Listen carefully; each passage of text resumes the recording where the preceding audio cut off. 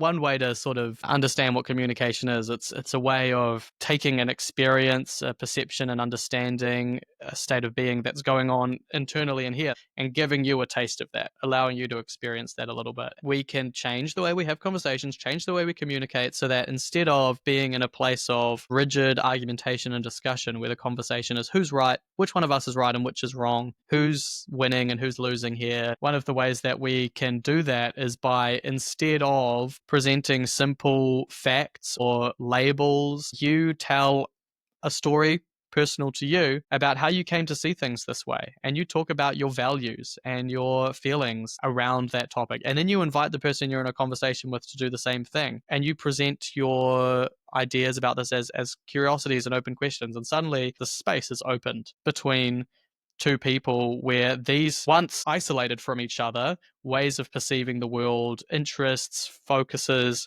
ponderings can mingle, and each person is offered the opportunity to see things a little bit more clearly, or see more of the world, or encounter another perspective. And out of a conversation like that, we can learn and we can grow and we can connect more deeply.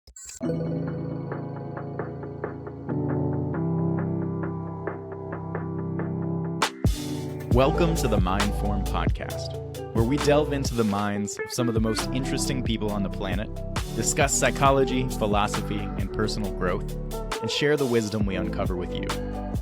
Join us as we explore the art of forming our minds. Kia ora from Bend, Oregon in the United States. I'm John Warinner, member of Mindform, and this week I'll be turning the table on Frank Lawton, the originator and usual host of the Mindform podcast, as Frank takes his turn in the hot seat as guest. This podcast is an extension of the Mindform collective and training platform, a space dedicated to exploring and altering psychological landscapes together.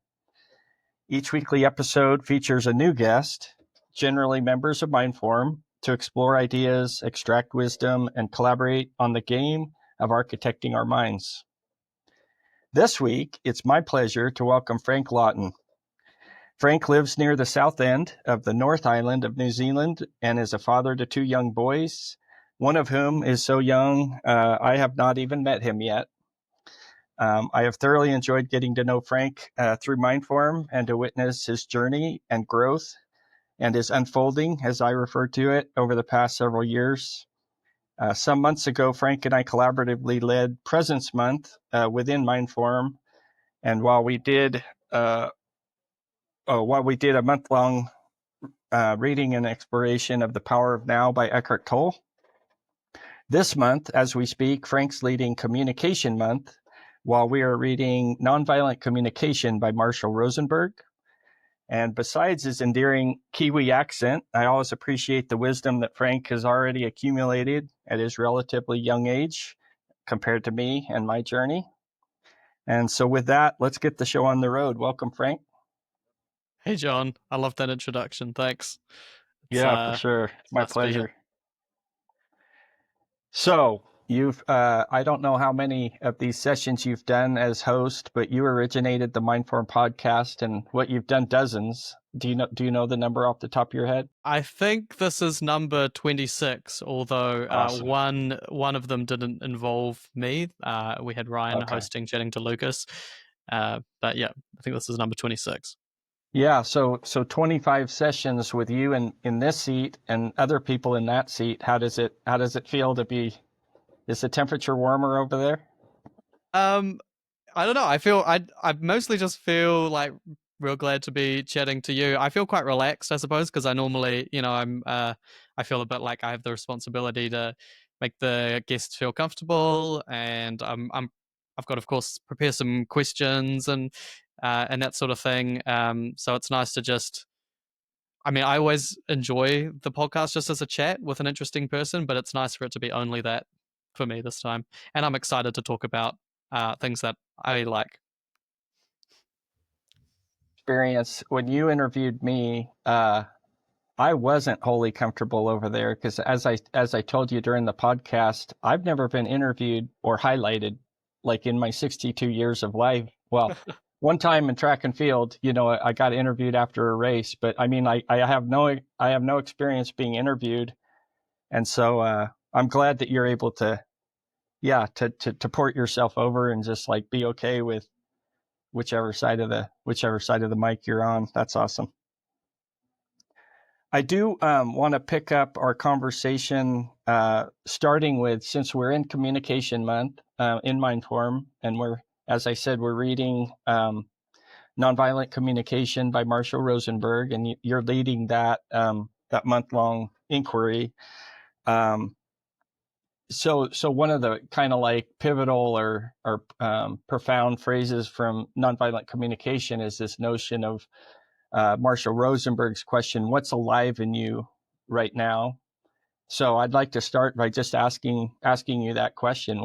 What would you say is alive in you right now? Well, I'll start somatically because that's just what came to my attention when you asked.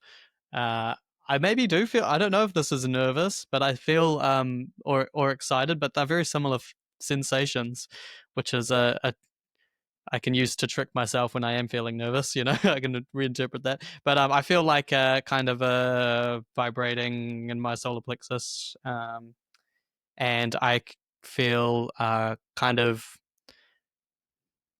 excited or elated. And I think partly because I love these podcasts, but also you and I just finished a really nice meditation before we came on live, and we were just talking about how sometimes that can um, not necessarily always creating a calm, centered feeling. It can create an excited, alive feeling to come back into the present. So I suppose that's what's alive in me right now. I'm also thinking a bit about my wife with our new. So she's at home now, looking after our new 3.5-week-old boy, and I've sort of had to boot her out of the house to do this. She was going to go for a walk, but it started raining, so just before we went live, I saw her sort of mope back from the rainy walk and get into the car. So I hope she's enjoying herself. That's what's on. That's what's alive in me. We'll talk a little bit more in a bit about your family. This is going off script already. Not that we have a script, but you mentioned meditation, and I just thoroughly enjoyed that way of starting. But I also want to credit you in that as Mindform members, you and I have been long-term members of a special kind of breakout group. What do they call it? Co-evolution group, called the Wild Geese, which you named after a Mary Oliver poem that we've all come to know and love. But in that context, it's not like I had never heard of meditation before, but you, because of your history and experience with meditation, you kind of took me to a different place than I had ever been in my understanding or awareness of meditation. And I wonder if you care to say a few words. What sticks in my mind is the Vipassana retreats that you kind of shared with us, and which you've done multiple. And I don't know, is that something that you'd like to just kind of summarize, like what a Vipassana meditation experience is about? And because I know that's, you shared before that it's had a pretty profound, role or impact in your life and in your meditation practice. Yeah, I mean it's been most of my meditation practice because I find it difficult to keep up a regular sort of daily hour or half hour. That's not really the form that my meditation has taken. Sometimes I aspire to do that because it can be impactful. But these 10-day, you go out into these sort of centers that New Zealand just has one, but there's maybe a few dozen around the world that are built out in the wilderness. And it's 10 days, no pens, no paper, no books, no phones, just you and your mind, no talking to other attendees. And it's about 100 hours of meditation across those 10 days. So you're getting up early in the morning, meditating for a couple hours, breakfast, meditating all morning, lunch, meditating all afternoon, dinner, and then again. And that's for 10 days. And yeah, it's a very intense, very, very intense experience. And I used to recommend it to everybody until I met someone who it was too intense for, almost in the same way that uh, a psychedelic experience can be potentially negative. I think they work in a similar. In fact, I found I'd done LSD once in my life before then, and I found that the quality of shift and experience was most from this 10 days of meditating was most comparable to being on acid in my list of prior experiences that I'd had, but there are differences.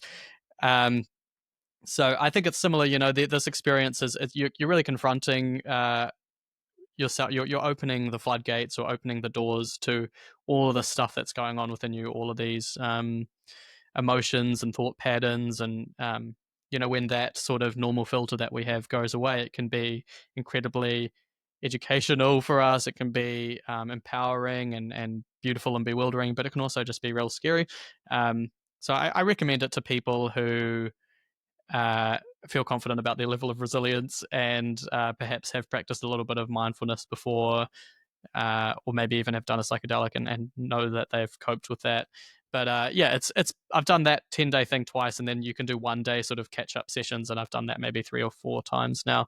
And it's the process of meditation that we do is it's focused attention, of course, but to real live present sensations rather than some forms of meditation. You focus on a thought or an idea or an image or a phrase, and as we go later through the 10 days, you're focusing on sensations as they appear across your whole body. And that has served the purpose for me. That's something I bring into my daily life all the time. It's helps me see and respond to my emotions and sensations and discomforts more than react, or at least I do that more now than I did before then. And yeah, it can just help you feel grounded and alive. It's nice to be in your body.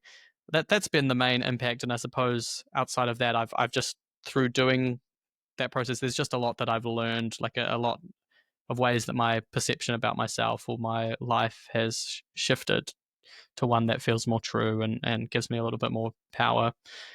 Yeah, that's Yeah, that's what I would that say sounds about really, that. really, really interesting. And you mentioned like you're not isolated. You're in the company of other people, Mhm. but you're isolated from a communication standpoint, and which is an interesting bridge to what we want to I talk about suppose. mostly here, right? Like, because I want to dive into nonviolent communication, but I also want to just more broadly explore language, and because these are things I know that you and I both have a pretty keen interest in.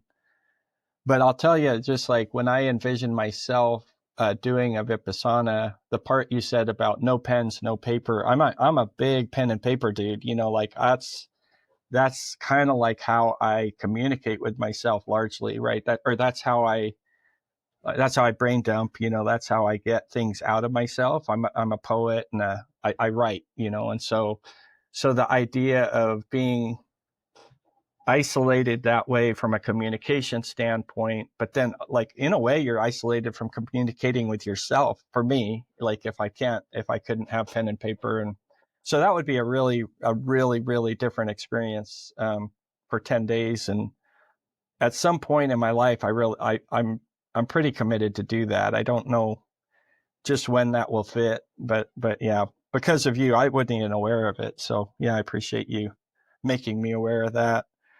Um, so like segueing over a little bit to nonviolent communication, you're leading Communication Month in Mindform.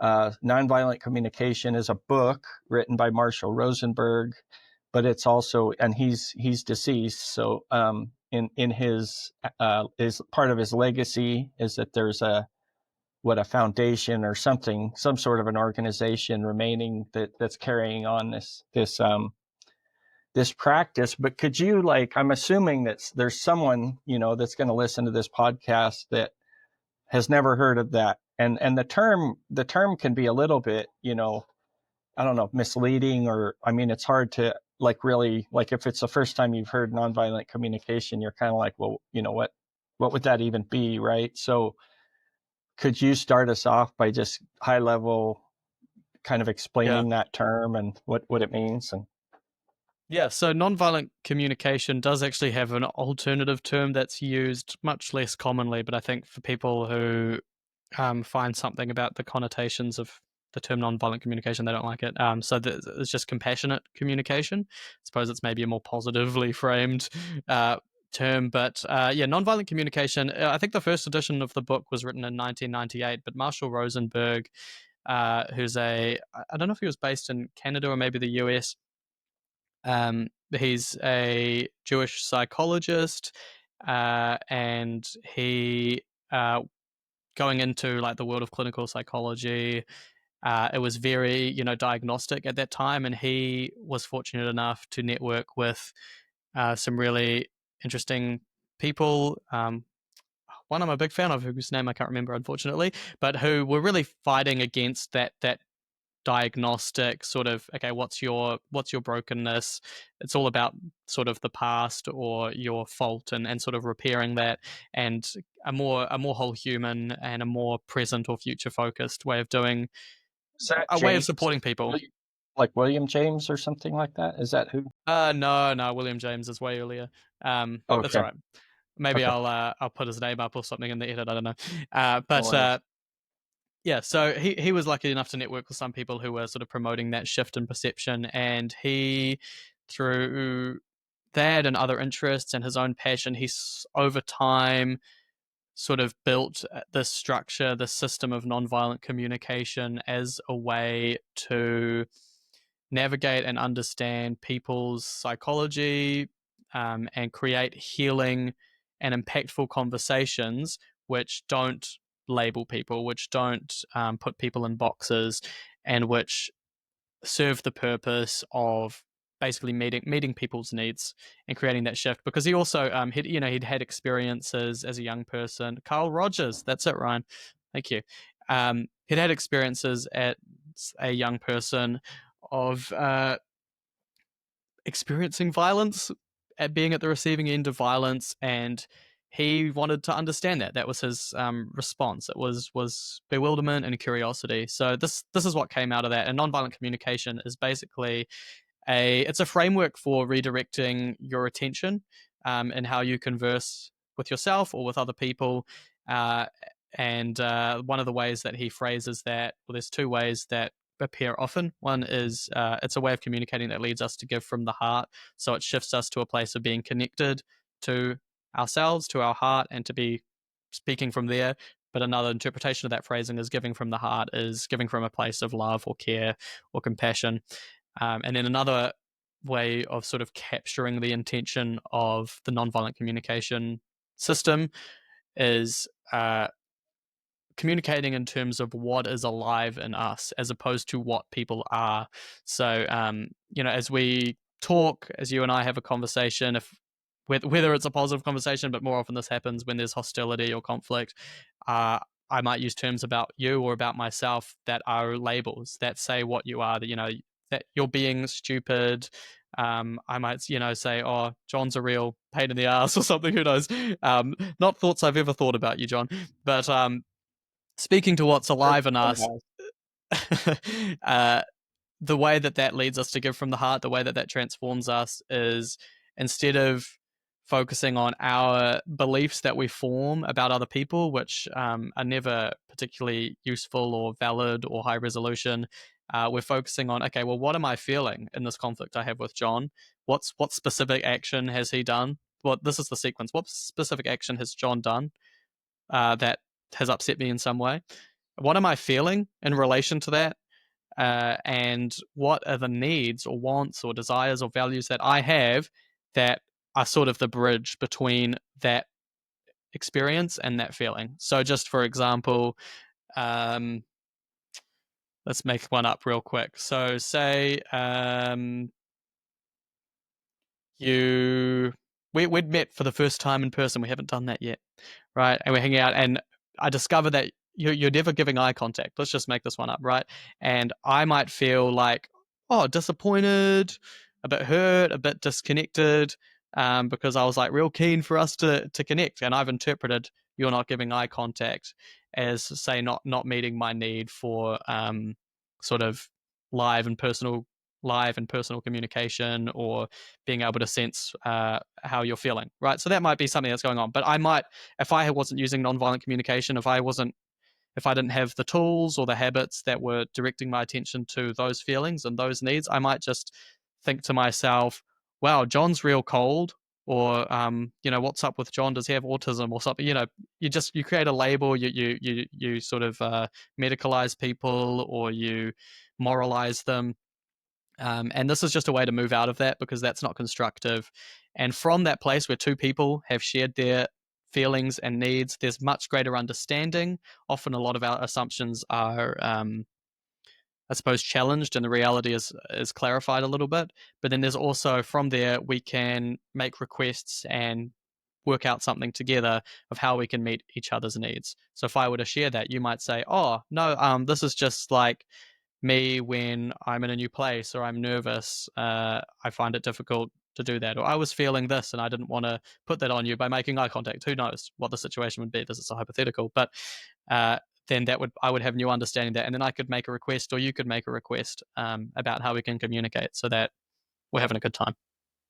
Yeah, and it's also interesting that with any of these new learnings, like new to us, like as we learn them, it's interesting to kind of put them in their place in time, right? And at the start of the book, I kind of like was moved by, or like, yeah, kind of moved by the exchange he had with one of his professors. Because here he is, like he goes and gets his doctorate in psychology, right? Like he's 9 years into being educated into the realm of psychology. And then he has this conversation with one of his professors where it's like, because you mentioned pathology, right? And it's like, well, what if what we're perceiving and diagnosing and our worldview is pathology? What if it isn't pathology? And Marshall Rosenberg's response to that was kind of like, I mean, I'm ad-libbing here, but it's kind of like, oh crap, I just spent 9 years learning about how to diagnose and treat the pathology, right? But yeah, what if it's not? Like what should we do about it then? And the professor said that's what you should spend your life figuring out, right? And what a gift, to have a teacher of that type, right? Like to send you out into the world with basically your life mission, like, yeah, go figure that out, and I don't know, I just thought that was really cool. I've been a coach a lot of my life in different settings, life coach, athletic coach, a parent. And I just pay a lot of attention to teaching and how people teach, right? And how people, share knowledge or share perspectives. And, it's just so powerful, right? Like the role of a parent, we'll get into that with you, or the role of a coach. And just like you hold so much in your hands as a teacher, right? Like not that you can make or break somebody, but you certainly can send them on a trajectory with just a few words, right? Like just you know what I mean? It can come down to one exchange that if somebody's seeing you as their mentor or their teacher, and it's a tenuous and it's a precious but really interesting role, that you play in people's lives like that. And I don't know, I just thought it was really cool and kind of poignant, that his professor would have that exchange with him and, send him on his way with that. Do you recall when you were first exposed to nonviolent communication? Yeah, I do. So I've definitely heard the phrase out and around, but it wasn't something that interested me, and I think my assumptions about it didn't align with the reality. They weren't particularly negative or positive assumptions. I just thought it was like maybe a toolkit people use, like when they're in relationship therapy or in a professional workplace or something, to manage conflict, which to some degree it can be that. But no, I had realized that something I was dissatisfied about in my life was I wanted to be, phrase it this way, but I wanted to be a more compassionate person. I wanted to see myself showing kindness and compassion and empathy more often than I was. I just recently become a father, and I felt like my sort of highest ideals and my values weren't quite aligning to the father that I wanted my son to experience and the husband that I wanted my wife to experience. So I put together a little something, and you guys and Wild Geese, I think, have been alongside me a couple times for journeys like this. But I put together a month-long reading and practice protocol for myself to grow in compassion. And I invited a couple of friends from my church to get involved as well, and sort of and help me build it as well. So what that looked like was there were a few books to read, and one of them ended up being Nonviolent Communication. And also, I would do some sort of meditations and contemplations in the mornings, and I would have a certain intention throughout the day to carry some, to carry some way of perceiving or way of acting through my behavior or through my attention that day. So that's I built that, and one of the books I actually didn't read it at that time. I ended up reading a different book, which was Thomas Merton, the Catholic sort of mystic. No Man is an Island, which is a great contemplation on what love is and what love isn't.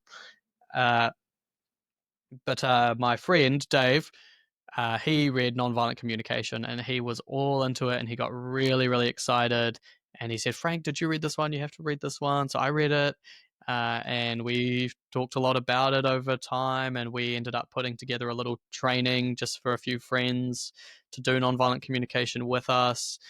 That are some of the same people who I think we ended up running a second like compassion. This time it wasn't a month; it was 2 weeks long, but a little compassion program for people who are interested in growing in that way. And he's a bit of an idol for me in regards to really in general, but in regards to nonviolent communication specifically, he's really integrated it into his life in a lot of ways, and he's learning a new language at the moment, and he's come a long way, Māori, which is the native language of New Zealand, to teach at a Māori speaking school. And he shared his vision with me yesterday, in fact, that oh, what if I only ever spoke non-violently when I'm speaking Māori? And it's like, not only do I shift into another language, but I shift into that way of speaking. I thought that's a great idea.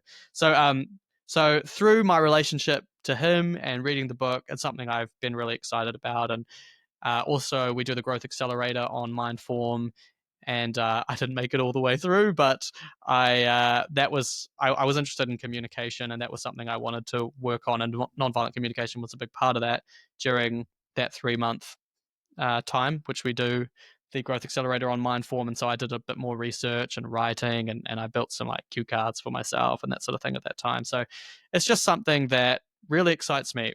I suppose the reason is because you really get this impression from reading the book that it has the power to just completely transform relationships and the way we relate to one another into one that's so much more like the kind of hope that you might have as a really young child of everyone just loving each other and getting along, that maybe the world beats out of you a little bit or you let it. But yeah, so that's what it sung to in me, that part of me that just wants to be friends with people and for us to look after each other and to not be hiding things or presenting each other, any of that. It just spoke to how possible it is to have that way of relating much more. And that's super exciting to me. So you made a reference there to young people. I'd like to use that as a place to switch over. So when we first started Wild Geese, Finley was born during that, right? Like you went from, being a young man to a father, kind of like before our eyes. And I'm amazed. He's 3, 4, 3. And Okay, coming up on 3. Okay. Okay. Cool. I was going to say, well, I lost a year in there somewhere, but here, like what, a couple of weeks ago, you got into the fatherhood business again, and I haven't even met your newest child, your son. Do you want to tell us a little bit about your family? I don't want to get too personal or whatever, but I think it's part of I think it's relevant. exploring who people are, right? Yeah, like Yeah, tell yeah. us a little bit about your family. Yeah, so Finley is my oldest son. He's going to be 3 in a few months. And Tobias, or Toby, is my youngest boy, and he is 3.5 weeks old. Yeah, I'm married to a really great mum called Rebecca, and that's really the joy of our. People can sort of talk about how relationships change when you become parents, because you're busy being parents. Uh, we've found something that we can be a team with as parents. It's really fun for us to try to be good parents together, and we support each other, and we collaborate, and we scheme, and all of that about being parents. And that's sort of a big anchor for the connection that we have with each other now, which I think is awesome. Yeah, I love my sons. Finley has been a bit of a guinea pig for me, I suppose, with things like nonviolent communication. I've thought for like most of my life that I can remember, like, since you sort of start thinking about the future, about what kind of dad I want to be, what kind of parent I want to be. I grew up in a split parent household with two separate. So I was with my mum part of the time, my dad part of the time, and they had very different ways of approaching parenting. So I was seeing differences, and that made me think a lot about what kind of parent I want to be and the impact that I imagine that having. So yeah, going into when my wife was pregnant, I was reading about early childhood development and various things, and I've the main, and I shared this on Mindful just the other day in a post related to Communication Month. Um, but the the main sort of two ways that Finley has been a guinea pig, or the ways that I've experimented with, how can I bring my highest hopes and my highest values into his world and our little family, is one is attention. Like, how can I, and this is a puzzle, this is a long road to walk to figure this out, but how can I be really attentive and present, and um, have him feel seen and have a responsive person to feed back to, but whilst remaining calm myself. So it's that balance of empathy and calmness. How can I be a rock and an anchor that is also responsive? And then when that's tricky, just to kind of paint a picture of what the heck I'm talking about there, it's like when your kid's really, really upset, and you're like, oh, I feel that you're upset. I don't want to dismiss that and develop. I want to help you work through that and come up with ways to deal with that, so that you don't go through life overwhelmed by your emotions or completely suppressing them. But how can I do that without, and be really there with that without getting caught up and upset myself, which is it's quite difficult. And again, Mindful's definitely been a part of this journey, because I shared maybe a month ago in the growth exchange page that we have on Mindform, where you can sort of share, this is a challenge I have about, I shared about when my son's really, really high level emotion, and how difficult I can find it to just know what to do in those moments, because I can't always make him feel better instantly, which isn't my job. So there's that. That's one journey I've been on, that present attention sort of stuff. And then communication has been a big avenue for me. It's just for, I don't know why, but I've sensed, my experience has confirmed it, I've sensed for a long time that the words we use and the way we string words together can have a really big impact on the relationship that we build, but also that, I think it's through conversation and engagement in those terms with adults that kids build their perception of reality and their understanding of how it works and how they work. So I've intentionally built in sort of principles of how I speak to him and what words I use, from the get go, in my efforts to try to be. That's the way that I've tried to be the dad I want to be, and that's still an ongoing process. And I've definitely made a lot of changes to that as he's grown up. But it's kind of cool to see sometimes him using that language, and seeing how when he uses that language, that helps him kind of get to a solution faster, or interpret things in a way that's a bit less overwhelming or confusing. That's nice to see when that does work. But sometimes, he copies things that I say that I wish I hadn't said, and I can see the negative impact of that. So,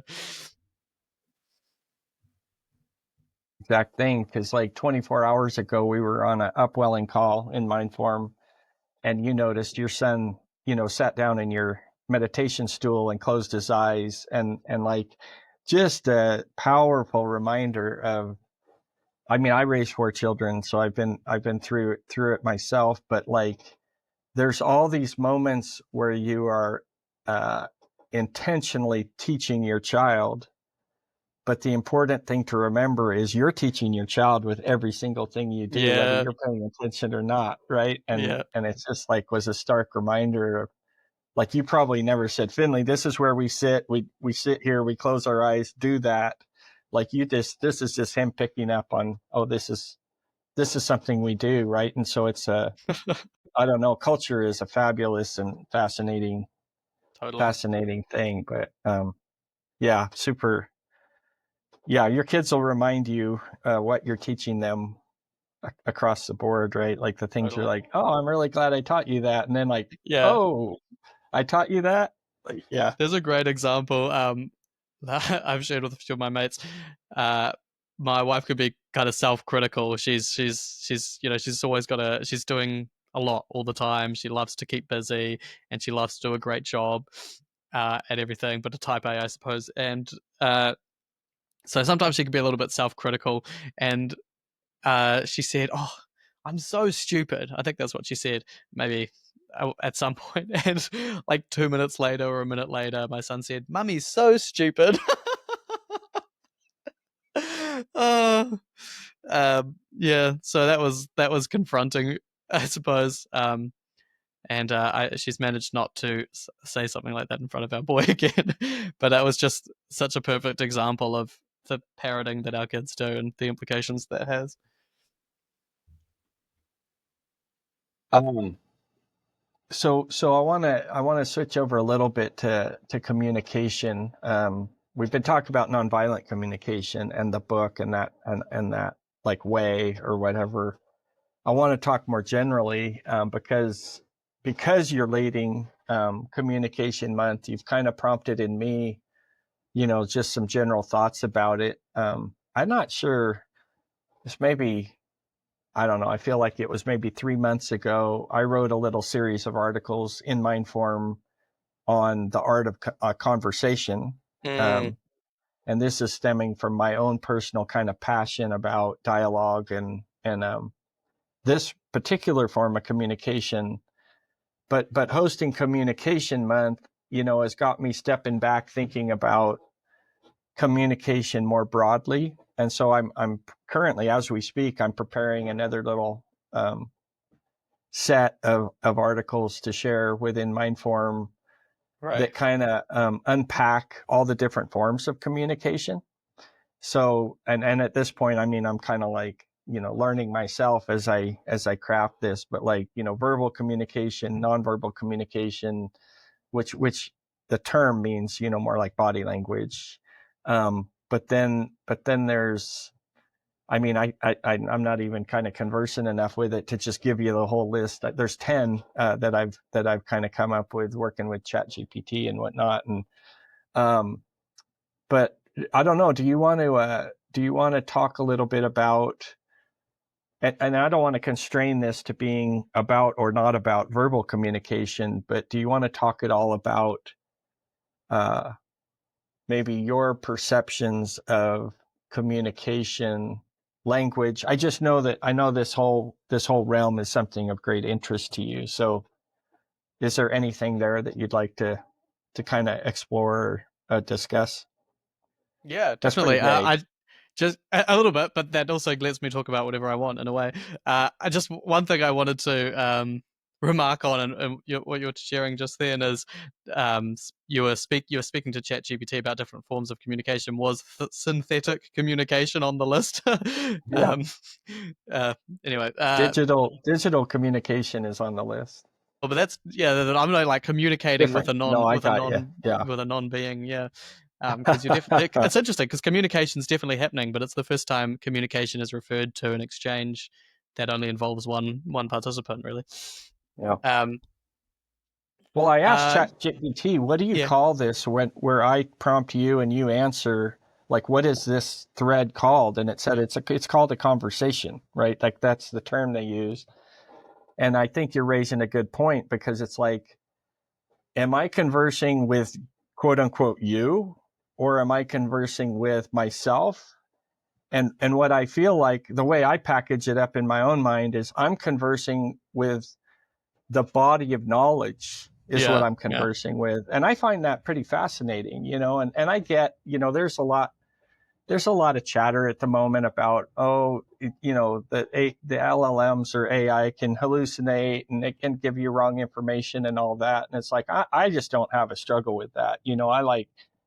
I figure there isn't a person on the planet that I don't frame what they say that way. Like, you might be completely truthful, you might be absolutely full of crap. Like, Fair you know what I enough. mean? You gotta, like, everyone has their own worldview, and I'll ask you a question, you'll answer it, and what I get from that is, this is your answer to my question, right? Like, that, it doesn't make it true or false, or you know what I mean? Like, Yeah. so anyway, the repartee with me and ChatGPT, I find it very helpful because it just helps me think through things, but with access to the collective knowledge base, right? Like, perfect or imperfect, it's tapping a knowledge base that's beyond mine. So anyway, go ahead. Yeah. I found it very useful in that way too. Um, Although I think I will. I mean, I'll answer your prior question, but I'd love to bring it back a little bit to that because I think it is relevant to, I suppose, the values that are singing to me at the moment around communication and how that relates to our own thinking. But yeah, I certainly enjoy uh, focusing on communication or refining communication, understanding communication in terms of rules or sort of what words, what phrases, heuristics, things like that, in terms of the specific words that I use, can be a really helpful way to. I suppose it's easy to know when you're using those words and when you're not.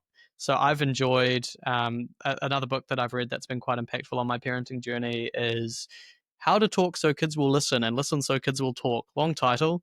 Usually when I Nice. write it down, I use the first letter of each word in the title.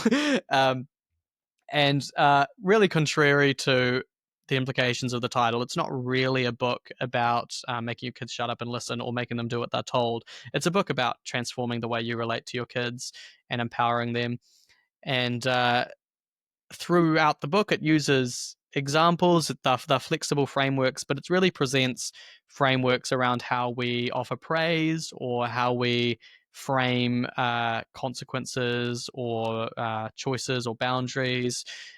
Um, and I find stuff like that really handy because I can just go, okay, this is one of those times where I can structure a sentence this kind of way, or I can focus on this kind of aspect of reality, and I know that doing that, um, it's not the same thing as shifting our collective attention or shifting our worldview, but it has that impact and it has that implication.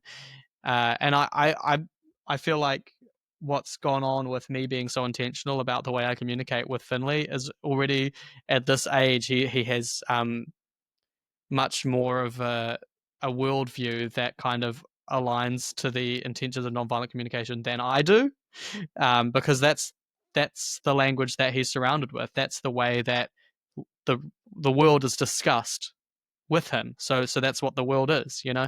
Um, yeah, so that's a big part of my interest in communication. I had a really enjoyable conversation with Peter Andre, who was also in our Wild Geese cohort at the start of Mindform, and he's certainly a communication expert. He's a coach and an author and of many books about communication. In his realm, it's specifically in the context of sort of debate or public speaking. How do you present ideas powerfully, clearly, impactfully? And he's moved from talking more about like you can find this episode, by the way, on the Mindful podcast. You know, but he's moved from talking more about how your posture and your tone of voice and phrasing, and to a more psychological and personal discussion of the real. If you really want your words to have an impact and a good kind of impact, a real impact, it's about doing your very best to see the truth clearly and speak it accurately. And I find that really interesting. And certainly whenever my playing around with language has a real impact, it's not because I've successfully used the right kind of phrasing. It's because through that tool, I I have come to see reality differently. It's changed my view, and then I've approached a situation differently. I've found different solutions. Because when you ask different questions, you get different answers, sort of thing. Um, yeah, but I also had an interesting conversation about conversations with Thomas Zweifel, who talks about sort of organizational culture and stuff, and that was on another episode. So all of that stuff I find really exciting and really interesting. I just see communication as so core to how we as individuals, as we develop, come to perceive reality. And as you know, John, we've talked about this sort of thing before. I think that one's beliefs or one's perception of reality build everything they do. That's really, really foundational. It determines your character and your attributes and how you respond, and thus of course the kind of life that you have and the kind of impact you have on the world, and thus the collection of all of that communication across the human collective that becomes how the world that we build together. So I see communication as deeply interconnected to all facets of our personal and interpersonal lives. I see it occurring at the individual level, the family level, and the cultural level. And it's cool in two ways. It's a cool thing and a fun thing to play with. One, because it's really complex. It's so nuanced, and there is a limitless, countless amount of ways that you can change the way you communicate. Because of course there is non-verbal communication, there's verbal communication, but there's an endless list of the ways you can structure a sentence, or the things in the world you can focus on, or the way you can break down the world into different concepts. You could play around with that your whole life, and I still think there'd be a sort of beyond reaching potential for how we could still further shift one's communication to be more empowering. So I think it's an endless game, and it's a rich game, and so I enjoy playing it for that reason. Um, yeah, and the other reason I enjoy it is because it's something that's really apparent and easy to manipulate, but the impacts, I think, run deep and broad. I don't think I need to elucidate what I meant by that. I think that's clear. So yeah, that's the broad swaths, and that's how you frame the question of my interest in communication. I think of everything you just said, the one thing that I want to comment back on is this the multitude of ways to frame a statement or a view, right? I think one of the ones that stands out with me in my personal interactions is when I come across people who ask questions as questions and people who frame questions as statements.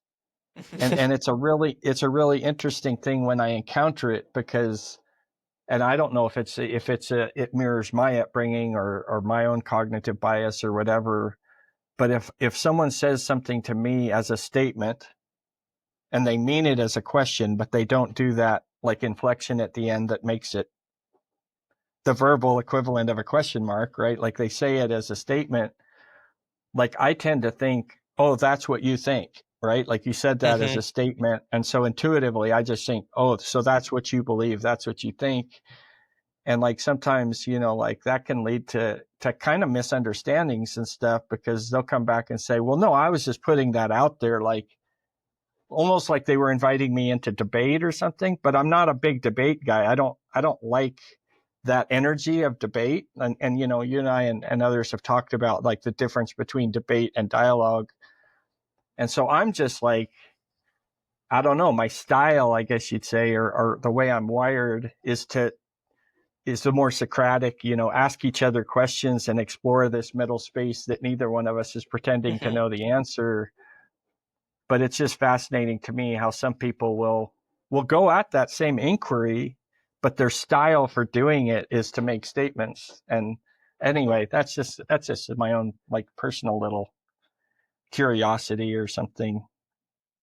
Well, Um, I wouldn't pretend to be confident to say what the core of communication is, but I think what you're talking about kind of gets to something that is really core, which is communication. A big one way to sort of understand what communication is. It's a way of taking an experience, a perception, and understanding, a state of being that's going on internally in here, that's locked inside here, and giving you a taste of that, allowing you to experience that a little bit. And this Yep. was a big part of the conversation in a month that we had How Minds Change. That was another month we did on Mindform. Thanks largely to Mufackrul for that one. And it talks about how we can change the way we have conversations, change the way we communicate, so that instead of being in a place of rigid argumentation and discussion where the conversation is who's right, which one of us is right and which is wrong, who's winning and who's losing here. And often when we have conversations about sensitive topics or with a strong disagreement, the result is nothing like the definition of communication that I just presented. Nobody's seen someone else's inner reality. We've only locked ourselves perhaps more deeply in a rigid worldview, or we've felt anger, or we've started a scrap, or whatever it is. And it talks about how we can change the way we talk to do that. And one of the, just to kind of talk a little bit more about that, one of the ways that we can do that is by, instead of, and this is sort of related to nonviolent communication, instead of presenting simple facts or labels, you tell a story personal to you about how you came to see things this way. And you talk about your values and your feelings around that topic. And then you invite the person you're in a conversation with to do the same thing. And you bring out and you present your ideas about this as curiosities and open questions. And suddenly, sort of in the way you were phrasing it, John, there's the space is opened between two people where these once isolated from each other ways of perceiving the world, interests, focuses, ponderings can mingle, and each person is offered the opportunity to see things a little bit more clearly, or see more of the world, or encounter another perspective. And out of a conversation like that, we can learn and we can grow, and we can connect more deeply. But yeah, often it is the case, and I've certainly have this problem as well. My sisters and my wife both critique me for this. Is sometimes I just speak with a great deal of confidence, or maybe the way my tone is, nonverbal things. When I say something, it sounds like I'm so assured, and I think in those conversations they can either be just think, oh well, he must know what he's talking about, he must be right with that level of confidence, or they'll think, maybe be a little bit intimidated to question or challenge. But to me, and this just speaks to the value that we can get out of noticing and shifting our communication habits. To me, I'm actually just like, oh, this is a thought in relation to this topic we're talking about. I'm just going to throw that out there. Let's play with that together. That's what I love to do. But because of things like tone or phrasing, that opportunity to learn and grow and share inner experiences can be lost. So this you've mentioned the worldview a few times, and that's another like big subject that you and I share a real deep interest in. And I could go a lot of different ways with this, but I'm curious. It's like my personal worldview is that everyone has a unique worldview. And what I mean by that is, like, in sum, because we're all unique organisms, all unique life paths, life experiences, whatever. Well, let me back up a step. Like, for some people, like, the word worldview, like, oh, I subscribe to a Christian worldview, or I subscribe to a such and such worldview. I've been exposed to some other definitions of worldview, and so I think more broadly about what that term even means. But I don't know. Like, maybe I'll just leave it really open for you. Like, what thoughts would you like to share about worldviews in general, or your particular worldview? Is there anything there that you'd like to? We can go either way, like either talking about it conceptually, or Frank Lawton, North Island in New Zealand. Like, what's your worldview, right? If I'm talking about it conceptually, I'm inevitably talking about my worldview a little bit because it's my opinion about Sure. worldview. So Yeah. my view on Right. worldview, House of I'm, Mirrors. I'm Yeah. going to try to ground this a little bit because we are talking about such complex and abstract things. It's can be quite meta, but yeah, worldview. I think it's really key. I guess what does that Really mean? But key. Yeah. yeah, but I think that the beliefs that we have, I see one of the ways I would understand what worldview is sort of the full sum, the full collection of beliefs, which means and a lot of those, could be sort of presented as propositions, say. So you can, I believe that at the more microcosm level, you could say, I believe that that yellow fruit that's about this long and curves like that is a banana. That's a belief, but it was called a banana. But you can have more complex beliefs. I believe that focused attention, calm attention on another person has the power to create connection or transfigure emotion. That's a more complex belief. And then you can have really meta beliefs about yourself in general or life in general. Life is a dance, life is a game, life is a challenge. There's winners and losers, that sort of thing. A lot of these, I think there's a lot of beliefs that you probably couldn't frame in words so simply. You couldn't quite capture them. I mean, a lot of the stuff is what's going on. So maybe I would describe beliefs or worldview as the full map of how we break down reality into isolated units or concepts, and then our conception of how those relate to each other, the causal impacts they have on each other, and that can be in terms of sort of material cause and effect. It can be in terms of what is more or less important, or impactful, or relevant, or meaningful. So it can include our values as well. But yeah, so that's, I suppose, what I think worldview is. And I think it's really essential. I think on Mindform, we're playing this game together of uh, personal growth. That's most of what we're doing. That's most of what brings us together on Mindful. I mean, we also share a lot of interests and enthusiasms, but that's that passion for growing as an individual, trying to transform ourselves into something more aligned with our values. That's We're all playing that game on Mindform, and I think that you can't. I think any real change that happens in that regard comes from a change in worldview or a change in some beliefs. But any time you change one belief, the whole worldview changes to some degree. So our personality traits, our habits, our ways of responding. To me, all of these are built out of our interpretive map of reality or our worldview. When something happens, based on our worldview, we interpret a meaning, and then we respond based on our values, which are part of our worldview. And so, until your mind has been changed, until your perspective has been shifted, I don't see any real change as being possible.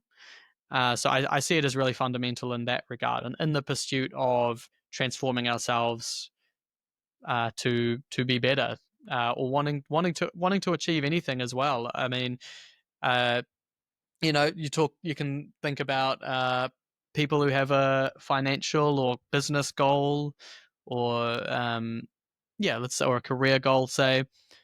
The barriers to achieving that, I would describe, or at least the personal barriers to achieving that, whatever it is, I would say that most of them come down to a matter of you've got the wrong or a not a useful idea about how all of this works and how you can get there. So you can change your idea in terms of strategy, right? Oh, I was taking this approach to this outcome because I thought that this action would have this output. Turns out that's not the case. That's a shift in perspective. Or it can be a wholly different belief about how that whole space that you're working in operates.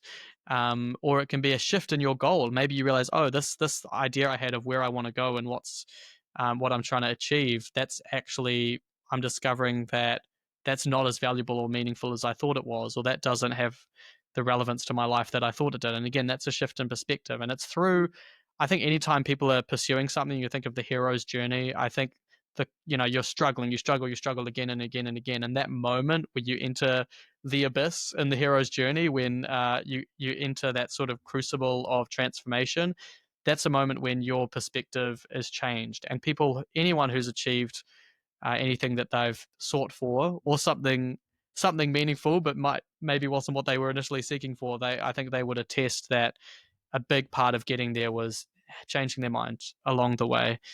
And any person who's had incredible growth, people who've lived long lives of sometimes people grow a lot in a short life, I suppose, but people who've lived long lives of transformation and become interesting or impressive people, I think you talk to them and this is my experience, they say, oh, well, I used to see things like this, but now I see it like this. That's what comes up in relation to people's transformation. So that's the relevance and importance of worldview to me. I think any problem that we're having in our own lives or as a larger collective, as the whole dang human species, I think the reason we get stuck is because there's something we're not seeing that we should see, or there's a different way that we need to frame the situation. And if we can change our perception, we can get through it or get to somewhere better.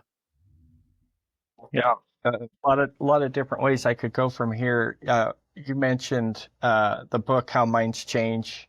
We've read a handful of, well, a bunch, more than a handful of really interesting books, and a couple that come to my mind, like Scout Mindset, How Minds Change, that are related to what you talk about here with worldviews. And I kind of want to, there's two questions I want to ask you, but I'll go with this way first. Is, as a parent,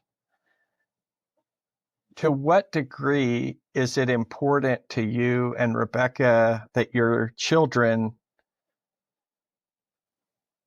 mirror to a large degree your worldview? Or to what degree, like maybe, and I don't want to constrain this, but maybe like you actually want to see your children express, like you're curious to see if they'll express a different worldview. Like some people, different parents have different orientations around that, right? Like, no, I'm teaching my child how to see the world, or boy, I can't wait to find out how Finley sees the world. But where do you guys land on that count? Yeah, okay. So I think it's both. I actually think it's both. I like the idea, and I think if you were to compare me to, I suppose, a lot of parents, it would look more like I am encouraging Finley to have his own perspective. We don't do any of the, well, that's stupid. No, this is how it works. We don't have conversations like that. Although, of course, he's not quite yet at the age of really challenging our worldview in interesting ways. But that's not the approach I aim to take. When in regards to political opinions or sort of, yeah, any of what you might conventionally call worldview, I am excited to see what he comes up with.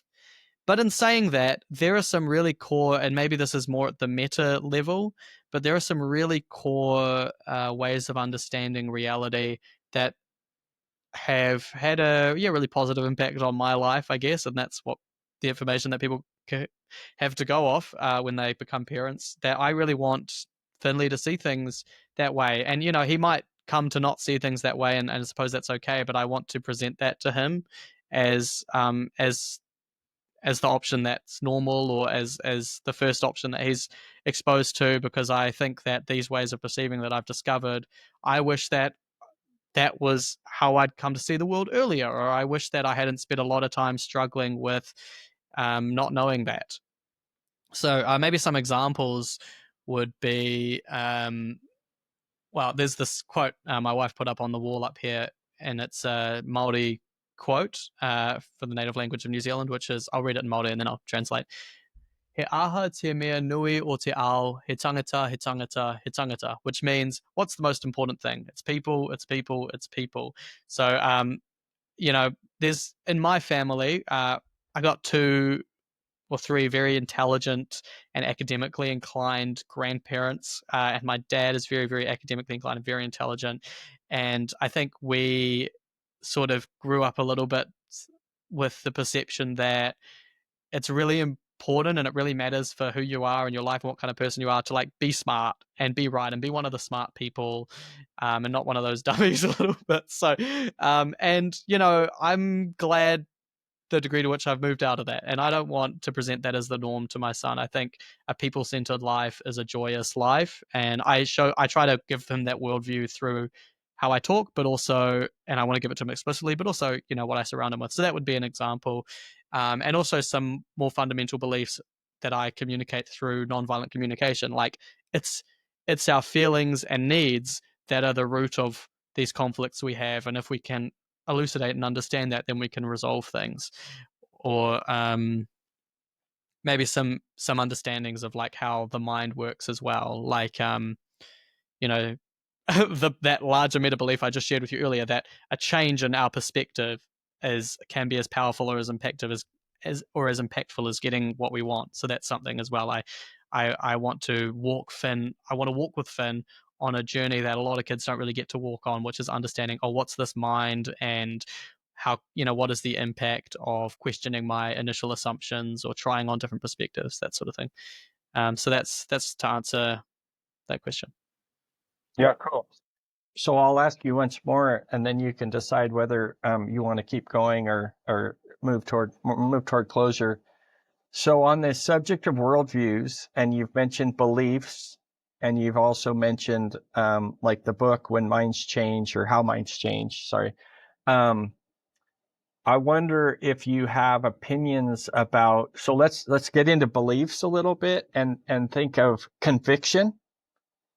So so this is beyond just belief and conviction. I would say like is the degree to which you are locked into a belief, let's say, right? And then I'd like to introduce to that like the idea of persuasion and the idea of me or you, whoever, wanting another person to have a certain belief or to what would you say, take on or take on a change in belief or something like that. And I'm just wondering if you have opinions about that dynamic of, because it kind of relates back to how minds change, right? But it's like you and I have talked about this a little bit, like in Wild Geese and stuff. Like people believe what they believe. That comprises their worldview. And that's a present thing, right? Like it can change. Like my worldview 10 minutes from now can be different than my worldview 10 minutes ago based on some sort of an experience or whatever. But what's your view of this dynamic of people wanting to change people, or people wanting to persuade one person wanting to persuade another person essentially what their worldview should be, right? Is that, Yeah, well, you have an experience with that? well, you already know that I think that what our beliefs are matters an awful lot for the kind of people we are and the kind of life we live For and the kind sure. of world that we build together. And I also think that some beliefs are better than others. I think that maybe to phrase that more non-violently, I would say that some beliefs serve our shared values and goals much better than others do. And often, I'm talking about values and goals that aren't the ones at the surface, but a bit more fundamental: collective flourishing, connection, health, all of that. So there's the sort of deeper human aspirations and needs. I think some beliefs allow us to navigate in the world in a way that's more informed to help us meet those needs. Just like a map, you get, there's a landscape, there's many different maps you can have, but there's only one map that shows you where the treasure is, or you need the map that includes the elevation information so that you can figure out the best way over that pass or whatever it is. So I think, the maps make a difference to navigating the landscape, and some are better than others in the same way that some beliefs are better than others. So in principle, thus, and certainly don't oppose, and I certainly practice this, and I know lots of people have practiced this and had a really positive impact through it. I don't oppose sharing a belief and trying to encourage people to see things that way. I think it can have a really positive impact, but of course it can have a negative impact. The question is, how do you make sure it's not hubris or arrogance to assume that yours is the right one, and that That's you, right. and that everyone should see things your way. There's probably a bit of irony in that people who are more inclined to have that arrogance are possibly also less cautious about how and when they share their views, and more aggressive about wanting other people to see it that way. So that can be that's the awkward part of that. And this is why I really liked the conversation I had with one of the reasons I really liked the conversation I had with Peter Andre, who talks about public speaking and debate. Clearly, those are contexts where you're trying to show people a certain way of viewing things, and you want them to come out a bit convinced. He's really come to a place where, just by the way, my wife's back. I'll just be quietly ignoring her a little bit, but just so you know, he's come to a place where he sees that the way you're going to effectively, both getting the outcomes you ultimately want, but really making it happen, really making that impact, the way you're going to effectively convince people and have the impact you want is by seeking to really understand the problem, seeking to really understand the subject, being as confident as you can through looking into it, that what you see is the truth, and then describing that truth as accurately as possible. And that's cool because it's, I guess the reason I like that is it's encouraging that perhaps those who are more inclined to focus on the truth perhaps can have a more positive impact. I mean, you get people who aren't thinking very thoroughly about their ideas, who come to very passionately and aggressively try to convince you they're true. Usually that just gets your defenses on and your questioning. So it's a nice idea that maybe being inclined towards truth helps. So for that reason, it's another reason to not be against persuasion per se. But I think in the context of our conversations, in the context of our relationships, that it's certainly a big cause of conflict for me. Is I see things this way, and I really want you to see things that way now. I think it's persuasion without self-reflection, and it's a method of persuasion that it's the method as well. It's this is the way it is. You are wrong. It doesn't achieve much. But I see things this way because of this thing that happened in my life. How do you see things? I think people can be moved more that way in both directions. The ultimate end of podcast question. What's the question that you wish I would have asked you that I didn't ask? Or if there is one. I'm not sure. I'm not sure there is one. I've just been enjoying riding this wave. But yeah, no, there isn't. There isn't. You nailed it, John. Thank you, by the way. Yeah.